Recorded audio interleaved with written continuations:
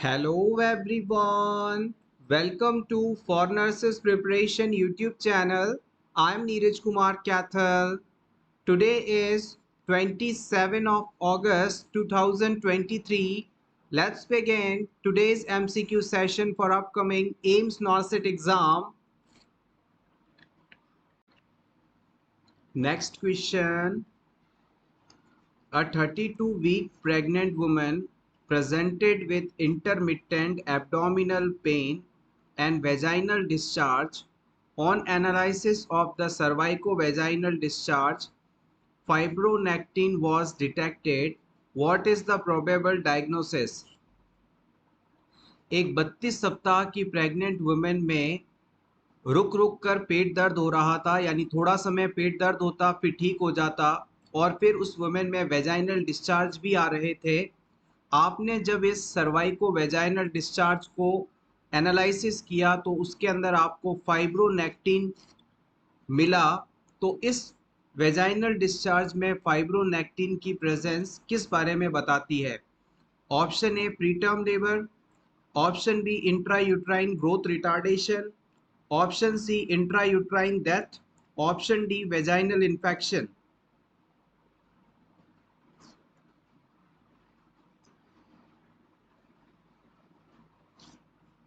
Correct answer is option A preterm labour. अगर किसी women को इंटरमिटेंट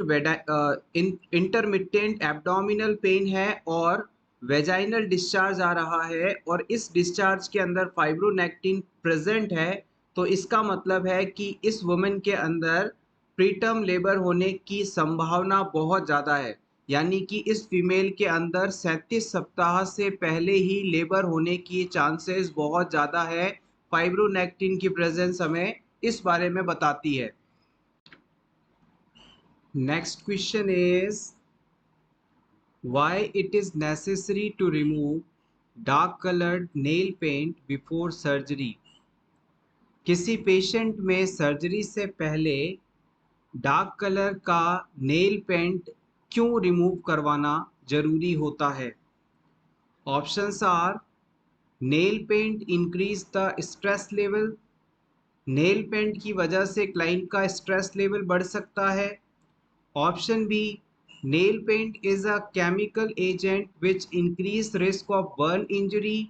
नेल पेंट केमिकल से बना एक एजेंट है जो कि बर्न इंजरी के चांसेस को बढ़ा देता है। Option C, nail paint increase chances of infection, nail paint की वजह से इन्फेक्शन के चांसेस बढ़ जाते हैं। Option D, nail paint interfere with detection of capillary refill time, nail paint की वजह से कैपिलरी रिफिल टाइम को डिटेक्ट कर पाने में मुश्किल होती है।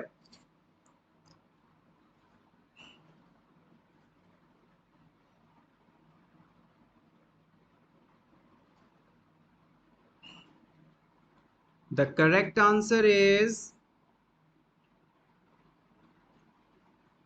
Option D. किसी भी पेशेंट में हमें कैपिलरी रिफिल टाइम को असेस करने के अंदर अगर नेल पेंट लगा है तो दिक्कत आ सकती है। इसी वजह से हम सर्जरी से पहले पेशेंट के नेल्स में लगा नेल पेंट रिमूव करवा देते हैं।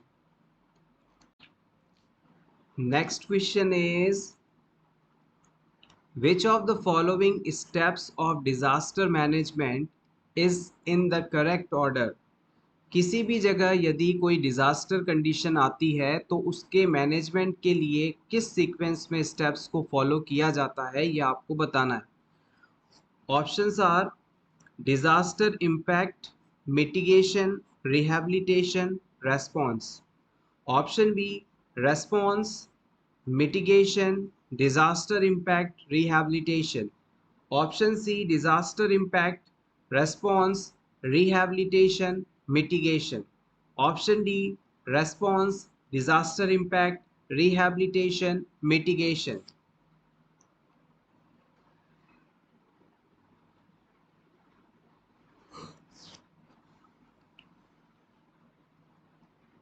Correct answer is option C. जब भी किसी जगह पर कोई डिज़ास्टर आता है तो उसके मैनेजमेंट के लिए हम सबसे पहले डिज़ास्टर का कितना इम्पैक्ट होता है इसे कैलकुलेट करते हैं। उसके बाद उस सिचुएशन को हैंडल करने के लिए रिस्पॉन्स टीम भेजी जाती है। अब ये रिस्पॉन्स टीम वहाँ पर जाकर अपने एक्शन शुरू करती है और वहाँ पर जो लोग मौजूद हैं उन्हें हेल्प करती है, उन्हें रिहैबिलिटेशन में मदद करती है और फाइनली जो है मिटिगेशन प्रोसीजर किया जाता है। मिटिगेशन का मतलब होता है उन सभी मेथड्स का इस्तेमाल करके हम जो लॉस हुआ है उसे फ्यूचर में कम से कम किया जा सके। Implementing measures to reduce the impact of future disasters is called mitigation.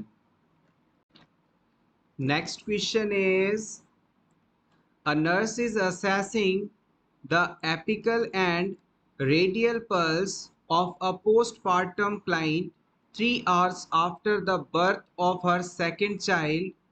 Which clinical finding does nurse expect? किसी वुमेन में दूसरे बच्चे के जन्म के 3 घंटे बाद आप एपिकल और रेडियल पल्स का असेसमेंट कर रहे हैं, तो आपको यहाँ पर कौन सी फाइंडिंग मिलने की संभावना है? Option A thready pulse, option B slow heart beat, option C bounding pulse, option D regular heart beats.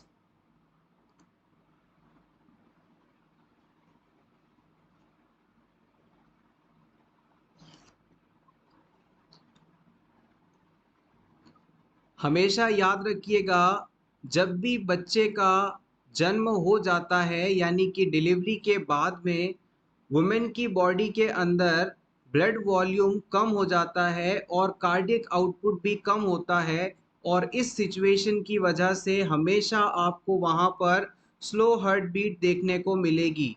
Delivery के बाद वुमेन में स्लो हार्ट बीट्स देखने को मिलती हैं। Option B correct. Next question is, what is the priority nursing intervention in the post-equal phase of seizure? Seizure की postictal phase के अंदर प्रायोरिटी नर्सिंग इंटरवेंशन कौन सा होगा?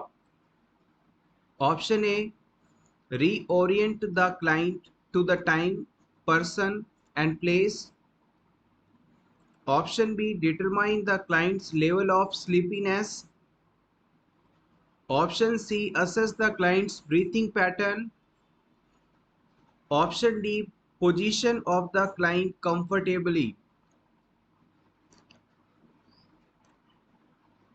सीजर्स यानी कन्वर्जन्स की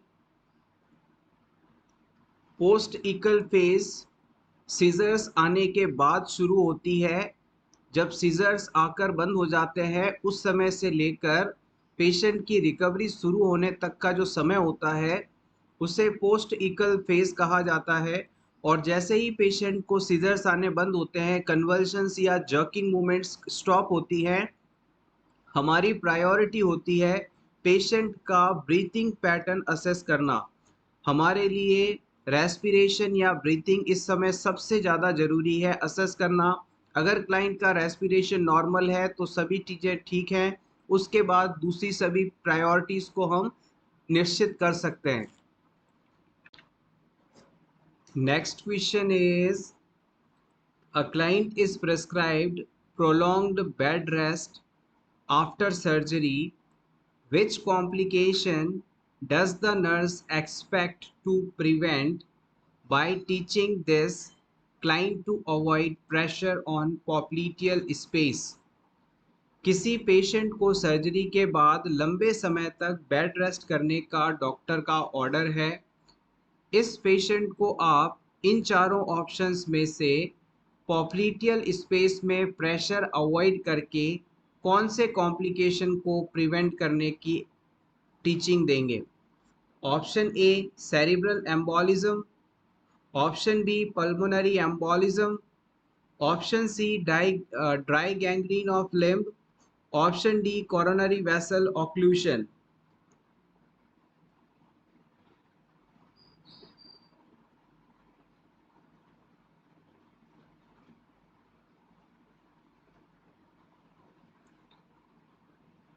correct answer is option B, pulmonary embolism. जब कोई पेशेंट लंबे समय के लिए बेड रेस्ट पर होता है तो इन एक्टिविटी के कारण उसकी बॉडी के नीचे वाले हिस्सों में, स्पेशली काफ मसल एरियाज में या पॉप्लिटियल स्पेस के अंदर ब्लड का स्टैसिस होने लगता है, ब्लड में हल्की सी रुकावट होने लगती है और इस रुकावट के समय पर यहाँ पर ब्लड क्लॉट्स बनने की संभावना बढ़ जाती है।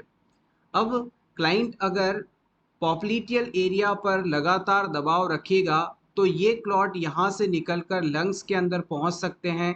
ये कंडीशन पल्मोनरी एम्बोलिज्म कहलाती है। और अगर इन क्लॉट्स की वजह से लंग्स को ब्लड सप्लाई नहीं मिली तो इससे क्लाइंट के अंदर प्रॉब्लम्स हो सकती हैं, कॉम्प्लिकेशंस हो सकते हैं, इवन डेथ तक हो सकती है। तो हम इस पेशेंट को कहेंगे कि अगर आप लंबे समय तक बेड रेस्ट के ऑर्डर पर हैं तो आप अपनी पोजीशन को कुछ इस तरह से मेंटेन करें कि आपका जो पॉप्लिटियल स्पेस है उस पर ज़्यादा प्रेशर ना रहे। Next question is, in a primigravida mother when does engagement typically occurs in terms of gestation. किसी प्रीमी ग्रेविडा मदर में एंगेजमेंट किस गेस्टेशनल एज पर देखने को मिलता है? Important question for upcoming AIMS NORCET exam. Option A 30 to 32 weeks, 34 to 36 weeks, 32 to 34 weeks, 38 to 40 weeks. Preemie gravida means a woman who have first time pregnant, who is first time pregnant. Correct answer is option B. Engagement refers to the descent of the fetal presenting part, usually the head, into the maternal pelvis. This is an important milestone in preparation of childbirth. किसी first time pregnant हुई lady के अंदर जब बच्चे का जो presenting part होता है, जो कि ज़्यादातर हेड वाला पार्ट होता है, वो पेल्विस में जब नीचे खिसक जाता है तो ये कंडीशन एंगेजमेंट के रूप में जानी जाती है। और प्रेगनेंसी के दौरान फर्स्ट टाइम प्रेग्नेंट वुमेन्स के अंदर ये 34 से 36 सप्ताह के बीच देखने को मिलता है। Next question is, when assessing a client who has had spinal anesthesia, which of the following would the nurse expect to find? किसी पेशेंट को आपने स्पाइनल एनेस्थीसिया दिया, इसके बाद आपको इनमें से कौन सी फाइंडिंग देखने को मिलेगी? Option 1, the client feels pen before moving the legs. Option 2, the blood pressure is significantly increased. Option 3, sensation returns to the toes first, then progresses to perineal area. Option 4, the client complains of a headache while in the lying position.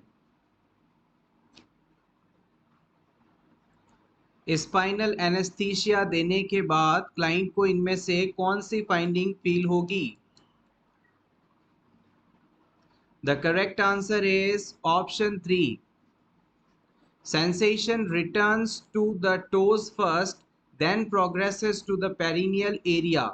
Patient में spinal anaesthesia का जब effect खत्म होता है तो सबसे पहले patient के टोज एरिया में सेंसेशन रिटर्न होता है, यानी उसके पैर के अंगूठों में उसे फीलिंग होना शुरू होती है जब आप उसे टच करते हैं।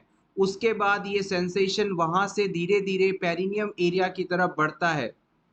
ये फाइंडिंग यहाँ पर आपको देखने को मिलेगी। Next question is, a failure in lymphatic system to return body fluids adequately result in.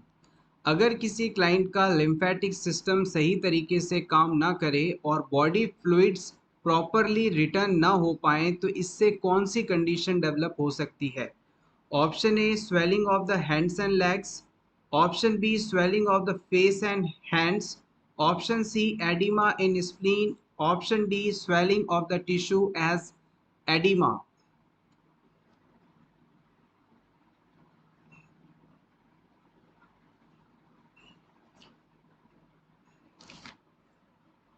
Correct answer is option C. अगर लिम्फेटिक सिस्टम प्रॉपर तरीके से फंक्शनिंग नहीं है तो इससे स्प्लीन के अंदर एडिमा आ सकती है.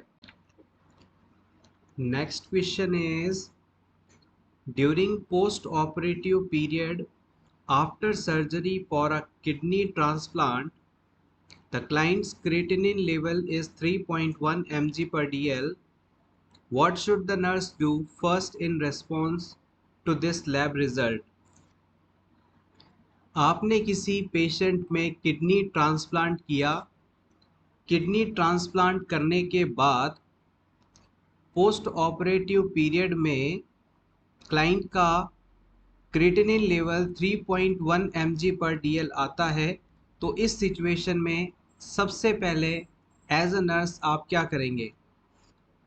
Option A, notify the health care provider, हम डॉक्टर को इन्फॉर्म करेंगे.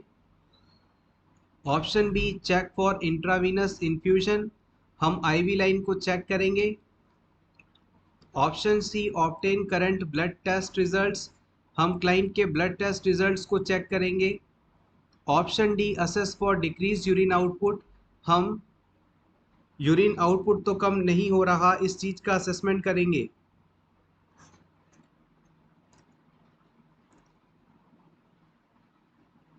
Correct answer of this question is option D, assess for the decrease urine output. अगर किसी क्लाइंट में आपने नई किडनी लगाई है, किडनी इम्प्लांट की है, ट्रांसप्लांट की है, तो उस सिचुएशन में कहीं हमारी बॉडी ने इस किडनी को रिजेक्ट तो नहीं कर दिया, इस चीज़ का असेसमेंट उसकी फंक्शनिंग के बारे में पता करके किया जाना सबसे सही माना जाएगा.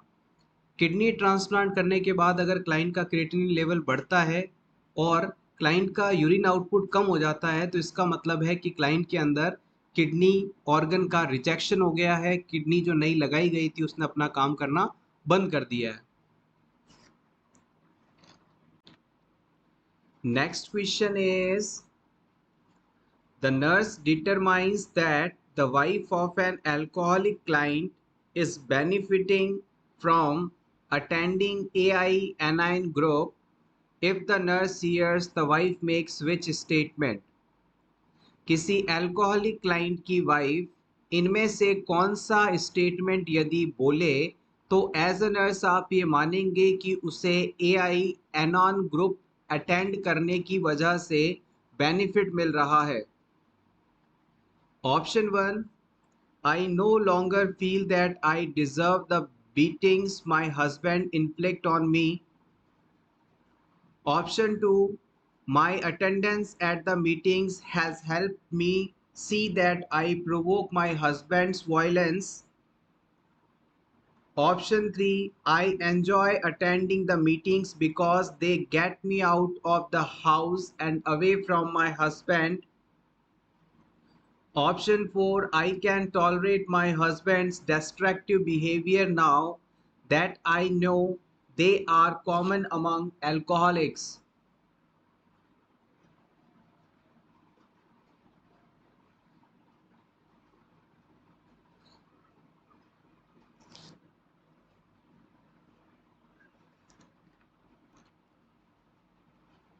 इस क्वेश्चन का सही जवाब है option one.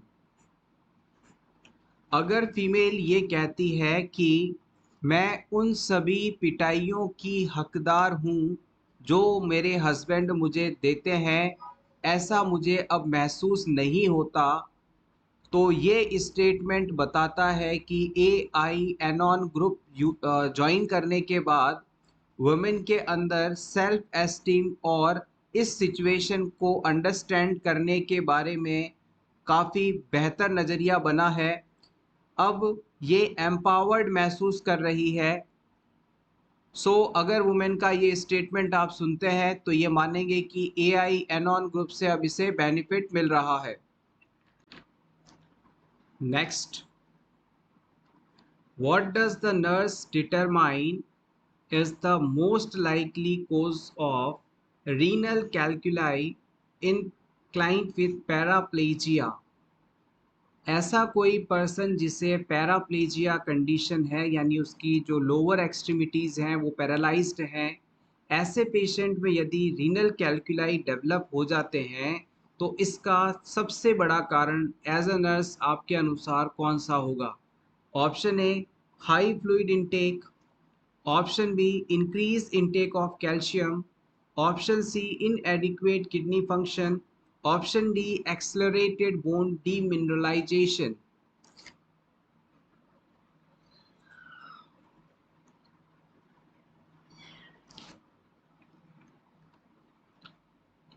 One by one सभी ऑप्शंस की बात करेंगे।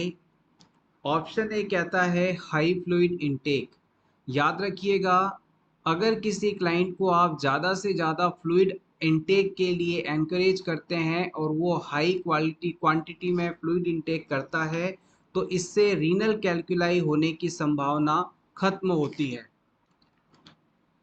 ऑप्शन बी के अंदर बताए गए कॉज यानी कि इंक्रीज कैल्शियम इनटेक को आप चूज करते हैं तो ये भी आपका ऑप्शन यहाँ पर अकॉर्डिंग टू द सिचुएशन सही नहीं माना जाएगा।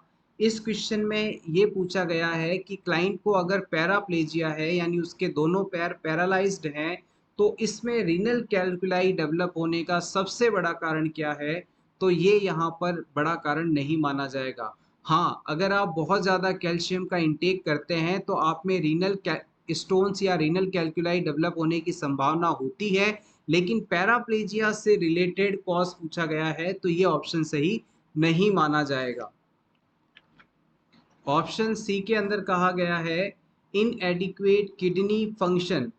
यहाँ पर किडनी फंक्शंस का ठीक नहीं होना किडनी स्टोन बना सकता है, लेकिन ये जो सिनेरियो दिया गया है, ये जो कंडीशन दी गई है जिसमें पेशेंट के पैर पैरालाइज्ड हैं फिर रीनल स्टोन बना है, तो ये चीज़ यहाँ पर इससे रिलेटेड नहीं है। सो ये ऑप्शन सी हम इनकरेक्ट मानेंगे।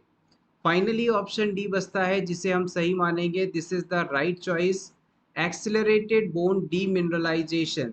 अगर किसी क्लाइंट की हड्डियों में मौजूद कैल्शियम और दूसरे मिनरल आयंस आदि वहाँ से निकल कर बॉडी में किडनीज आदि के अंदर इकट्ठे हो जाएं तो ये कंडीशन रीनल कैल्कुलाई या रीनल स्टोन का बड़ा कारण बन सकती है।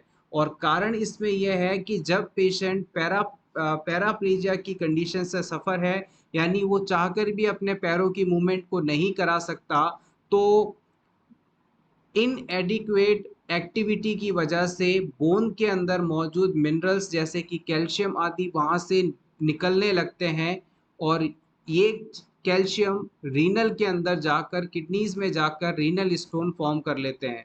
अगर कोई पर्सन फिजिकली एक्टिव नहीं है तो उसकी बोन में मौजूद कैल्शियम जैसे मिनरल्स बोन से निकलकर ब्लड में आ जाते हैं और ब्लड में इनकी मात्रा बढ़ने पर बॉडी इसे एक्सक्रीट आउट नहीं कर पाती और ये पर्टिकुलर एरियाज के अंदर जाकर डिपॉजिट हो जाते हैं जो कि स्टोन या पथरी का कारण बनते हैं। नेक्स्ट क्वेश्चन इज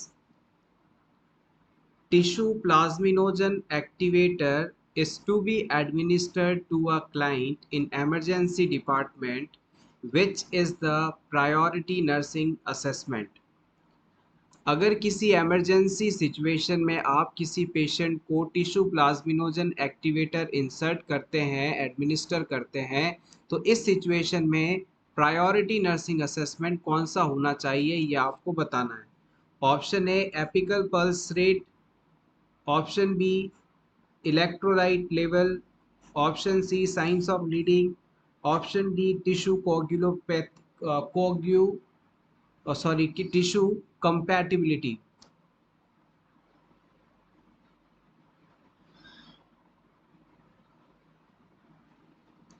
देखिए, जो टिश्यू प्लाज्मिनोजन एक्टिवेटर है वो ब्लड वेसल्स के अंदर बने ब्लड क्लॉट को डिसॉल्व करने के लिए दिया जाता है। किसी भी क्लाइंट में अगर अचानक ब्लड क्लॉट बन जाए तो उसे डिसॉल्व करके संबंधित ऑर्गन्स तक ब्लड सप्लाई को बनाए रखने के लिए टीपीए ड्रग एडमिनिस्टर की जाती है। तो हम सिंपली कहें, आपने अगर किसी पेशेंट में ये मेडिसिन एडमिनिस्टर की है, तो आपको उस पेशेंट के अंदर साइंस ऑफ ब्लीडिंग का लगातार असेसमेंट करते रहना चाहिए, क्योंकि जो टिश्यू प्लाज्मिनोजन एक्टिवेटर है वो ब्लड क्लॉट्स को डिसॉल्व करता है, जिसकी वजह से क्लाइंट में किस पर्टिकुलर एरियाज के अंदर ब्लीडिंग होने का रिस्क बढ़ जाता है। Next question is, emotional evaluation of self worth is the. Self worth का इमोशनल इवैल्यूएशन किसे माना जाएगा? ऑप्शन ए सेल्फ कॉन्सेप्ट को, ऑप्शन बी सेल्फ एस्टीम को, ऑप्शन सी सेल्फ रियलाइज को, ऑप्शन डी सेल्फ आइडेंटिटी को।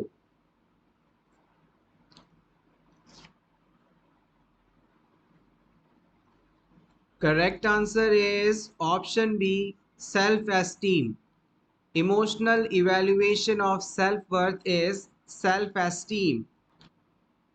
सेल्फ एस्टीम का अगर साधारण मतलब आप समझना चाहें, तो सेल्फ एस्टीम का मतलब है कि किसी भी व्यक्ति की ओवरऑल सेंस ऑफ वैल्यू या रेस्पेक्ट कितनी है, इसे आप सेल्फ एस्टीम कह सकते हैं।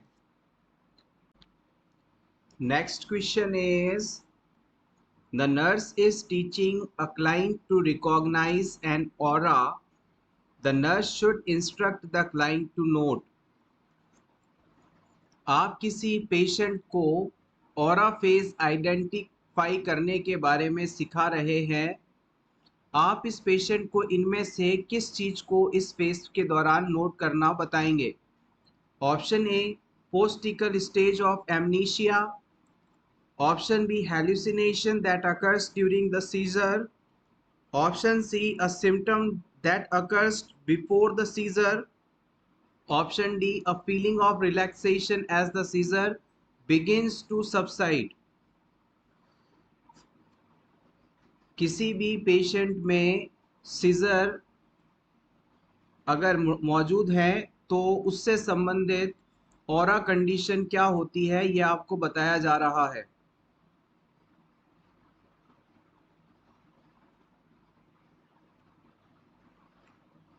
The correct answer is option C, a symptom that occurs just before a seizure. जैसे ही पेशेंट को दौरे मिर्गी, कन्वर्जन्स या सीजर्स आने वाले होते हैं, उससे सीजर से जस्ट कुछ सेकंड्स पहले ये आभास हो जाता है कि उसे अब सीजर्स आने वाले हैं।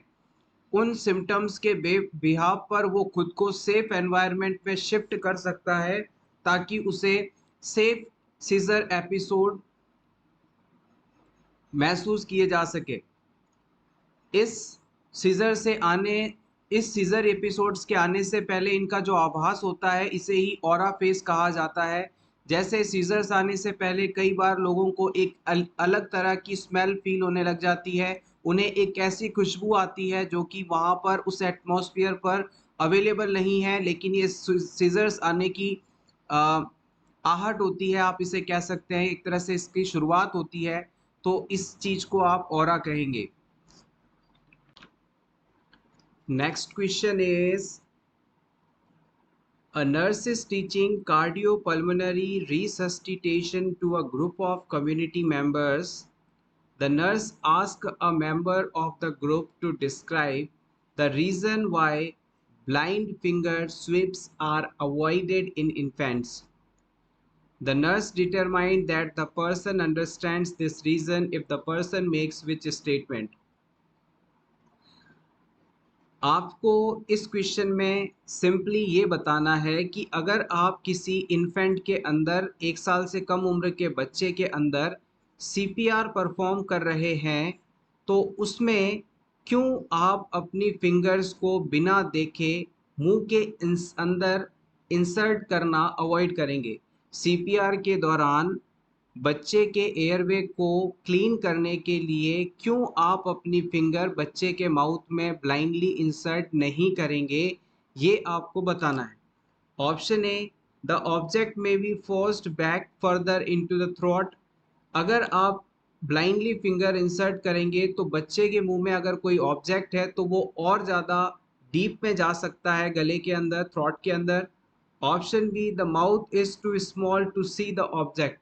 बच्चे का माउथ बहुत ही छोटा होता है, इसकी वजह से आप अंदर मौजूद ऑब्जेक्ट को देख नहीं सकते। ऑप्शन सी, द ऑब्जेक्ट में हैव बीन स्वेलन्ड। ऑब्जेक्ट तो पहले ही स्वेलो किया जा चुका है, निगला जा चुका है। Option D, the infant may bite down on the finger. जो इन्फेंट है वो आपकी फिंगर को बाइट कर सकता है।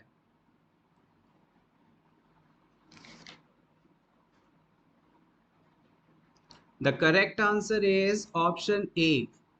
अगर किसी बच्चे के एयरवे में कोई ऑब्जेक्ट फंसा है तो उसे रिमूव करने के लिए कभी भी आप बिना देखे अपनी फिंगर को इंसर्ट नहीं करेंगे। ब्लाइंडली आपको फिंगर इंसर्ट नहीं करनी है। अदरवाइज जो ऑब्जेक्ट बच्चे के माउथ में फंसा है, अटका है, स्टक हुआ है, वो आपकी फिंगर की टच की वजह से और ज़्यादा नीचे थ्रॉट के अंदर जा सकता है, जिससे बच्चे की लाइफ मुश्किल में आ सकती है। सो avoid this wrong practice. Next question, in a person with cholera, diarrhea occurs due to toxin produced by the virus on multiplication in small intestine. What is the toxin produced by Vibrio cholera? अगर किसी client को cholera disease हो जाता है, हैजा हो जाता है, तो इस डिजीज़ का जो पॉजिटिव ऑर्गेनिज्म है उसके मल्टीप्लिकेशन की वजह से स्मॉल इंटेस्टाइन के अंदर टॉक्सिन्स प्रोड्यूस होते हैं। अब आपको ये बताना है कि इस विब्रियो कॉलेरा नाम का जो बैक्टीरिया है इसके द्वारा कौन सा टॉक्सिन प्रोड्यूस किया जाता है। यहाँ पर इस चीज़ को थोड़ा करेक्ट कर लीजिएगा। विब्रियो कॉलेरा जो है ये एक बैक्टीरियल डिजीज़ है। विब्रियो कॉलेरा एक बैक्टीरिया है और इससे होने वाली डिजीज़ कॉलेरा है। और इसके द्वारा प्रोड्यूस किए जाने वाले टॉक्सिन का आपको नाम सेलेक्ट करना है। Option A endotoxin, option B enterotoxin, option C hepatotoxin, option D none of the above.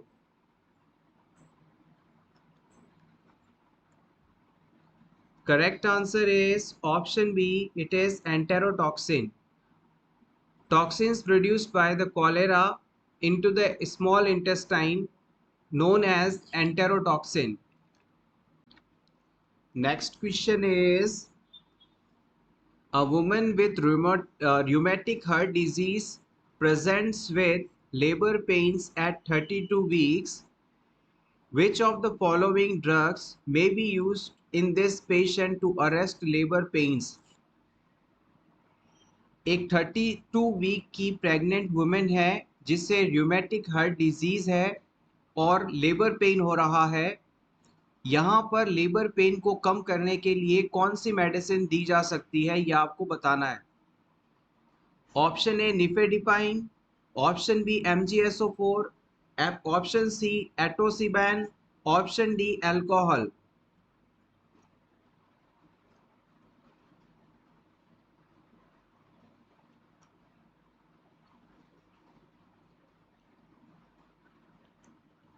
Correct answer is option A निफेडिपाइन।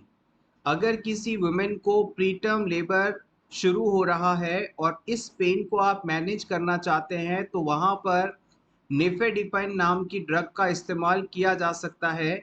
ये एक कैल्शियम चैनल ब्लॉकर ड्रग है जो कि स्मूथ मसल्स को रिलैक्स करके लेबर की प्रोसेस को डिले करवाती है, प्रीटर्म लेबर को रोकती है और वुमेन में जो लेबर पेन हो रहा है उसे बेहतर बनाती है।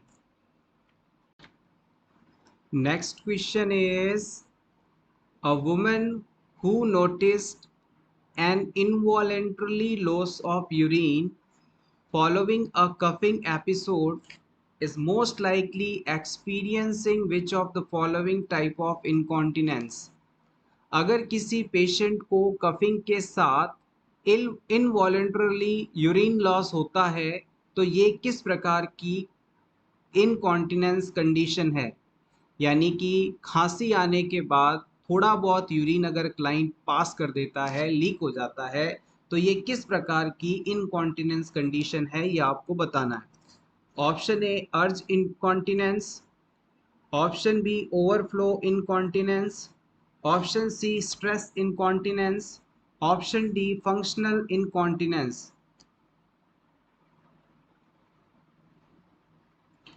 अगर कोई व्यक्ति कफिंग करता है, स्नीजिंग करता है, या फिर कोई ऐसी फिजिकल एक्टिविटी करता है, एक्सरसाइज वगैरह करता है जिससे कि उसके ब्लैडर के ऊपर दबाव पड़े और इस दबाव की वजह से थोड़ा बहुत यूरिन अगर पास हो जाता है, तो इस प्रकार की कंडीशन को हम स्ट्रेस इनकॉन्टिनेंस कंडीशन के रूप में जानते हैं। स्ट्रेस इनकॉन्टिनेंस कंडीशन में ब्लैडर के ऊपर स्ट्रेस पड़ने पर, दबाव पड़ने पर थोड़ा बहुत यूरिन पास हो जाता है, ये चीज स्ट्रेस इनकॉन्टिनेंस है। Next question is what is the priority nursing action when caring for a client with disseminated intravascular coagulation? Disseminated intravascular coagulation वाले पेशेंट की केयर के दौरान सबसे ज़्यादा ज़रूरी नर्सिंग एक्शन कौन सा होगा, ये आपको बताना है। Option A monitor for human sign, option B avoid giving intramuscular injections, option C take temperature with rectal route, option D apply sequential compression stockings.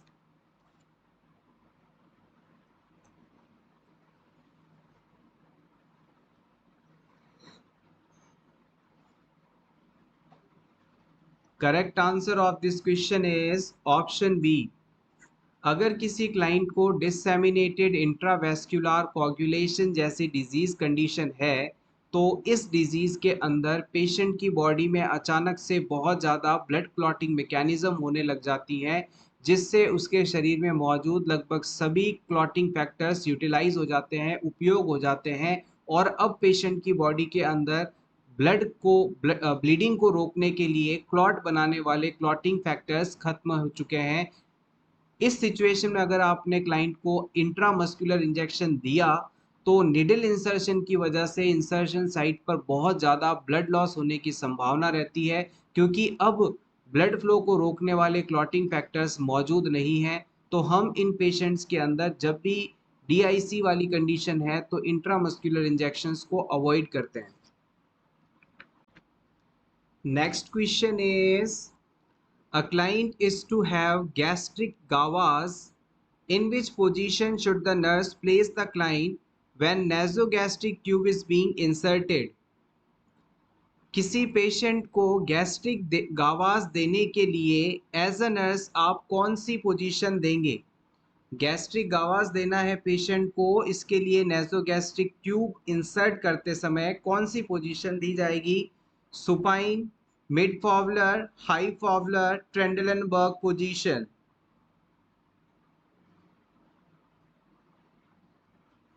The correct answer is option 3 high Fowler's position. Patient को जब हम nasogastric tube लगाते हैं, तो उसे हमेशा high Fowler's position में बैठाया जाता है, ताकि इजीली जो नेजोगैस्ट्रिक ट्यूब है उसे इंसर्ट कर पाएं। Next, bird flu is caused by. इनमें से बर्ड फ्लू किसके द्वारा होता है? वायरस, बैक्टीरिया, फंगाई या फिर protozoa?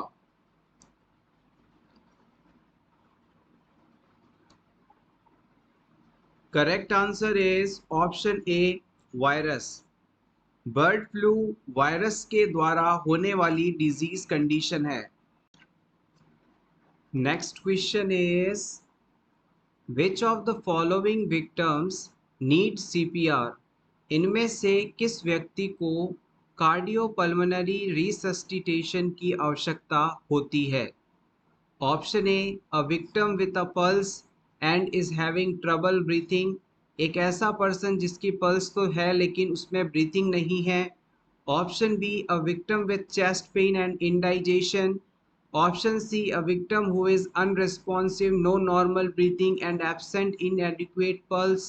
Option D a victim who is unresponsive but is breathing adequately.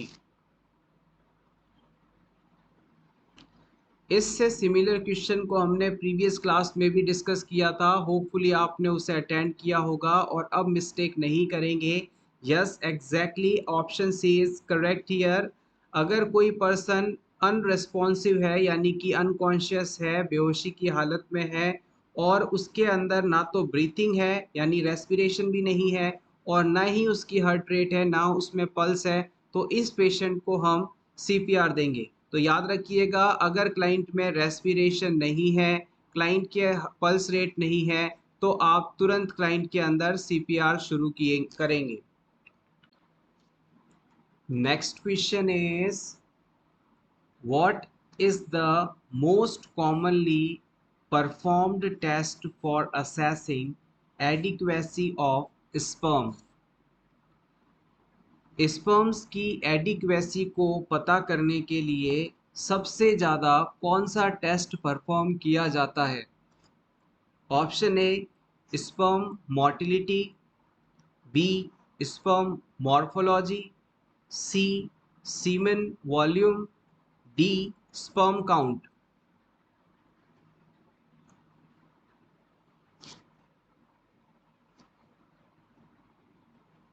Correct answer is option A sperm motility. किसी भी मेल से इजैक्यूलेट हुए स्पर्म्स वेजाइनल एरिया से मूवमेंट करते हुए एग तक पहुंचते हैं, फैलोपियन ट्यूब्स तक पहुंचते हैं और फिर वहां जाकर एग को फर्टिलाइज करते हैं। तो स्पर्म की जो मोबिलिटी है, मोटिलिटी है, यानी उसकी जो मूवमेंट है वो होना बहुत ज़रूरी है। अगर स्पर्म मूवमेंट नहीं कर पाएंगे तो एग तक नहीं पहुंचेंगे और इससे प्रेगनेंसी अचीव करना इम्पॉसिबल होगा। तो अगर स्पर्म्स के अंदर प्रॉपर मूवमेंट मौजूद है, स्पर्म्स प्रॉपर मोटिलिटी शो करते हैं, तो हम ये मान के चलेंगे कि जो इनफर्टिलिटी है वो नहीं हो सकती। Next question is what is the correct sequence for initiating CPR? किसी क्लाइंट में कार्डियो पल्मोनरी रिसस्टिटेशन शुरू करते समय कौन सा सही सीक्वेंस आपको फॉलो करना है? Option A assess the patient's response, activate emergency response system, check pulse, start CPR. Option 2 check carotid pulse, start CPR, call for help and activate emergency response system and defibrillate. Option C defibrillate, assess response, check carotid pulse, maintain airway. Option D start CPR, activate emergency response system and defibrillate, check pulse.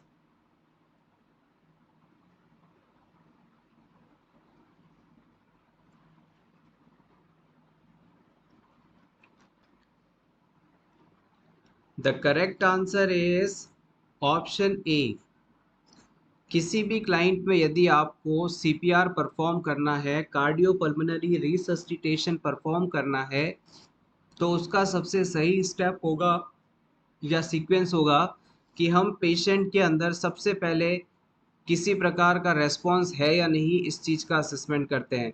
हम patient के पास जाकर उसे बात करने की कोशिश करते हैं, उसे अवेक करने की कोशिश करते हैं। अगर उसके द्वारा कुछ रिस्पॉन्स नहीं दिया जाता तो फिर उसमें रेस्पिरेशन का असेसमेंट किया जाता है और अगर रेस्पिरेशन मौजूद नहीं है, पेशेंट होश में नहीं है, तो हम तुरंत इमरजेंसी रिस्पॉन्स सिस्टम को एक्टिवेट कर देते हैं ताकि जो प्रोफेशनल मेडिकल टीम है वो रास्ते में चलकर हमारे तक पहुंच जाए और फिर हम क्लाइंट की पल्स रेट का असेसमेंट करते हैं और पल्स रेट नहीं मिलने पर हम सीपीआर परफॉर्म करते हैं, जिसमें चेस्ट कंप्रेशन और रेस्क्यू ब्रीथिंग्स डिलीवर की जाती है। Next question is which solution should the nurse infuse before starting a blood transfusion? किसी क्लाइंट में ब्लड ट्रांसफ्यूशन शुरू करने से पहले आप कौन सा सॉल्यूशन एडमिनिस्टर करेंगे, ये आपको बताना है। Option A 5% dextrose, option B 0.9% sodium chloride, option C 5% dextrose in 0.45% sodium chloride, option D ringer's lactate solution. Important and basic question for upcoming AIMS NORCET exam, blood transfusion के पहले कौन सा solution administer किया जा सकता है? The correct answer is option B, 0.9% sodium chloride. NS solution को हम, नॉर्मल सेलाइन सॉल्यूशन को हम ब्लड ट्रांसफ्यूजन के साथ या सॉरी उससे पहले एडमिनिस्टर कर सकते हैं। बेसिकली ब्लड ट्रांसफ्यूजन से पहले इस फ्लूइड को एडमिनिस्टर करने का पर्पस होता है कि जो आईवी ट्यूबिंग है, आईवी लाइन है, उसे फ्लश किया जा सके ताकि ब्लड का कोagulation ना हो, आसानी से बिना डैमेज के ब्लड सेल्स को क्लाइंट की बॉडी में एडमिनिस्टर किया जा सके। तो याद रखिएगा, ब्लड ट्रांसफ्यूजन से पहले आईवी लाइन को फ्लश करने के लिए हम नॉर्मल सेलाइन सॉल्यूशन या सोडियम क्लोराइड सॉल्यूशन का इस्तेमाल कर सकते हैं। Next, a 70 years old client is confined to her bed due to advanced Parkinson's disease. Which nursing diagnosis takes the highest priority for the client with Parkinson crisis? अगर patient में Parkinson crisis develop हो जाए तो इस situation में highest priority as a nursing officer आपके लिए क्या होगी, ये आपको सेलेक्ट करना है। Option A, postural hypotension. Option B, ineffective airway clearance. Option C, ineffective urinary elimination. Option D, risk of injury.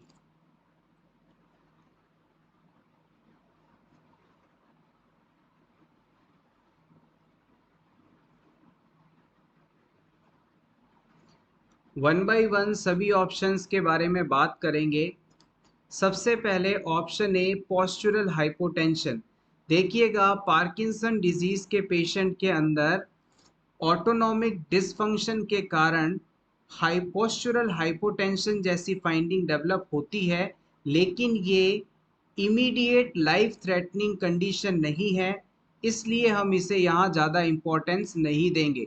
Postural hypotension condition में पेशेंट जैसे ही अपनी पोजीशन चेंज करता है, यानी सिटिंग या लाइंग डाउन पोजीशन से स्टैंड अप पोजीशन में आता है, तो उसका ब्लड प्रेशर पहले से काफ़ी कम हो जाता है, जिससे उससे डिजीनेस या वर्टिगो फील होता है। ये चीज़ पोस्चुरल हाइपोटेंशन के रूप में जाना जाता है। ऑप्शन डी के अंदर कहा गया है रिस्क ऑफ इंजरी। पार्किंसन के पेशेंट जो होते हैं वो आगे की तरफ झुककर चलते हैं, यानी बेंट पोस्चर में चलते हैं, तो इसकी वजह से जो उनकी बॉडी का सेंटर ऑफ ग्रेविटी है वो डिस्टर्ब हो जाता है, जिससे उनमें बॉडी बैलेंस बिगड़कर नीचे गिरकर इंजरी होने की संभावना रहती है। लेकिन ये इस डिजीज़ का कॉमन कॉमन प्रॉब्लम है और इसे हम ज़्यादा इम्पोर्टेंस नहीं दे सकते, तो ये ऑप्शन भी यहाँ आपका गलत माना जाएगा। ऑप्शन सी के अंदर कहा गया है इनइफेक्टिव यूरिनरी एलिमिनेशन, तो यहाँ पर ये हाईएस्ट प्रायोरिटी के लिए लिया जाने वाला स्टेप नहीं हो सकता। फाइनली आपके पास ऑप्शन बी बचता है, जो कि बिल्कुल सही आंसर है। अगर किसी क्लाइंट को पार्किंसंस डिजीज़ हुआ है, उसे पार्किंसंस क्राइसिस हो रही है, तो उसमें हाईएस्ट प्रायोरिटी एक्शन होगा इनइफेक्टिव एयरवे क्लियरेंस। क्या होगा? इनइफेक्टिव एयरवे क्लियरेंस, क्योंकि अगर आपने पेशेंट के एयरवे को क्लीन नहीं किया, पेटेंट नहीं किया, तो इससे क्लाइंट के अंदर रेस्पिरेशन डिस्टर्ब होगा, रेस्पिरेशन ऑब्स्ट्रक्ट होगा और क्लाइंट की बॉडी में ऑक्सीजन की कमी होगी और इसके बाद क्लाइंट की डेथ तक हो सकती है। सो यहाँ पर हमारे लिए सबसे ज़्यादा इम्पॉर्टेंट एक्शन होगा एयरवे क्लियरेंस के लिए प्रयास करना। Next question, what is the name of your knee cap bone? आपकी नी कैप की बोन किस और नाम से भी जानी जाती है? घुटने के ऊपर जो बोन पाई जाती है उसे आप किस नाम से जानते हैं? पटेला, क्लेविकल, टीबिया या knee सॉइड?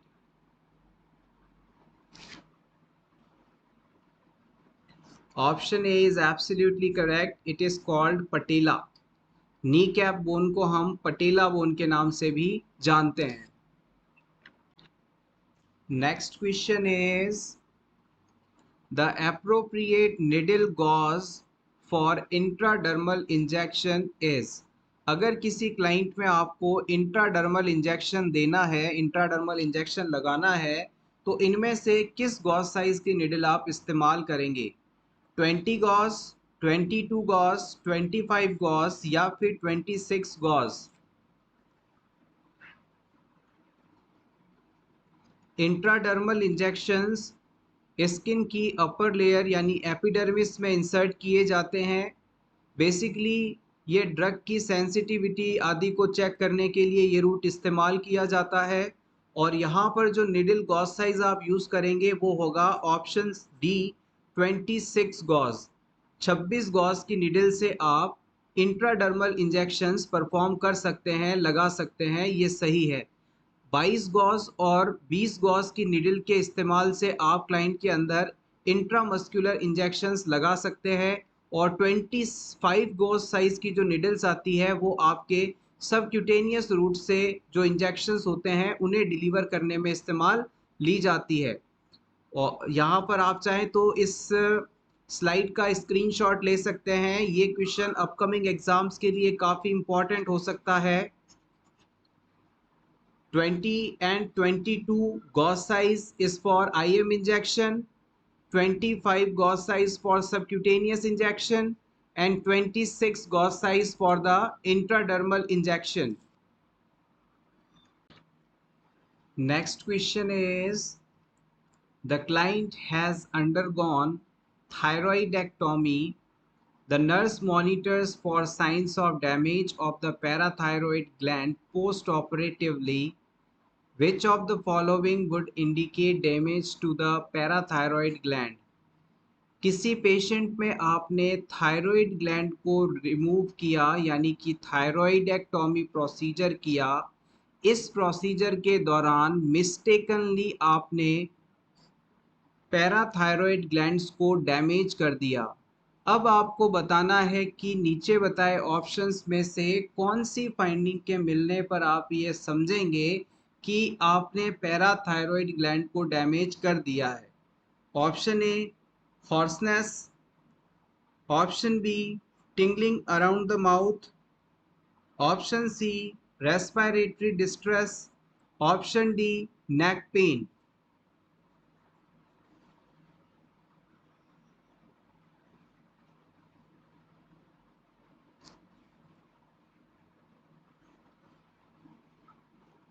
Correct answer is option B. अगर पेशेंट को माउथ एरिया के आसपास टिंगलिंग सेंसेशन होता है, एबनॉर्मल प्रिकिंग सेंसेशन होता है, तो ये चीज़ जो है पेशेंट में पैराथायरॉयड ग्लैंड के डैमेज को बताती है।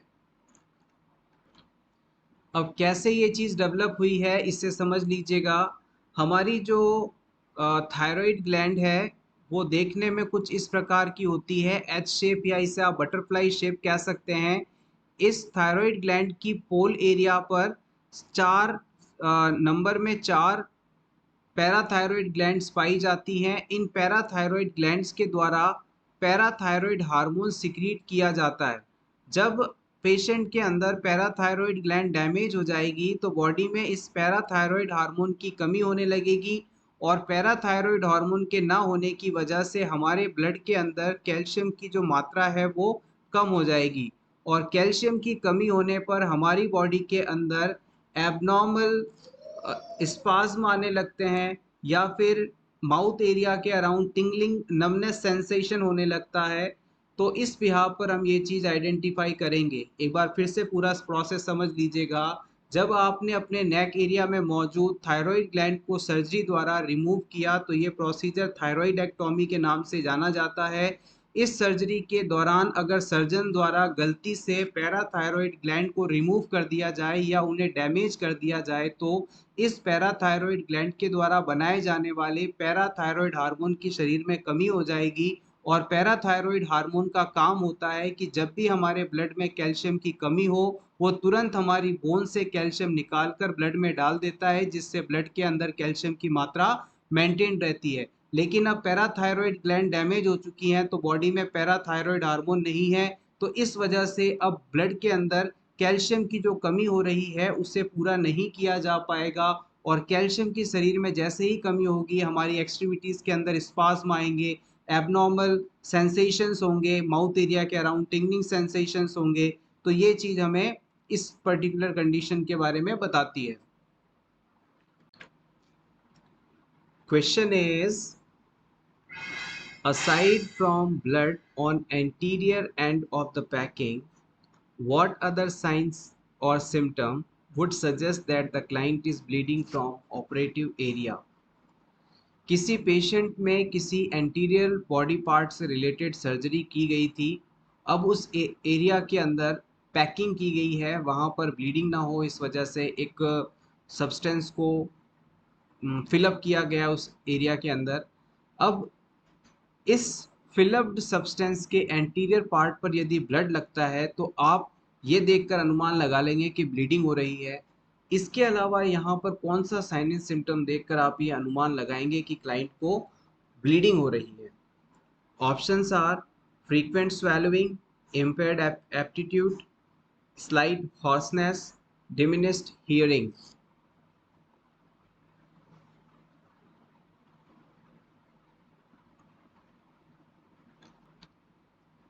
Correct answer is option A, frequent swallowing.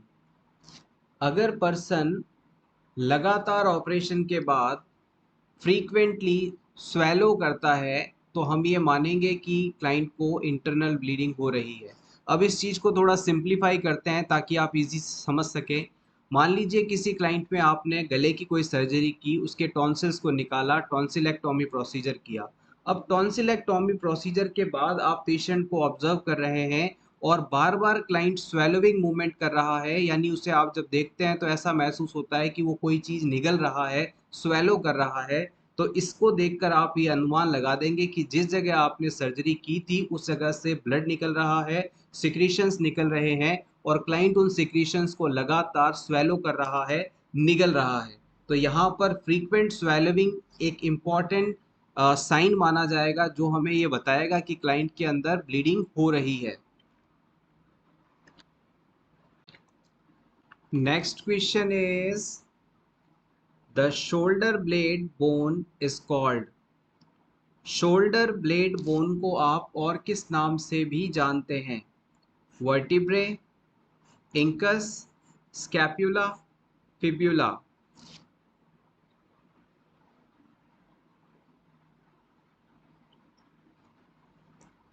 Correct answer is option C, scapula. Shoulder blade को हम स्कैप्यूला बोन के नाम से भी जानते हैं। सो एवरीवन, ये था हमारा आज का वीडियो जिसमें हमने एम्स नॉरसेट एग्ज़ाम के लिए कुछ इम्पॉर्टेंट एमसीक्यूज़ को डिस्कस किया। अगर आपको आज की ये क्लास अच्छी लगी हो तो प्लीज़ इसे लाइक कर दीजिएगा और इसी तरह के रेगुलर वीडियोस देखने के लिए for nurses preparation YouTube channel को ज़रूर सब्सक्राइब करें। Thank you so much once again, best of luck.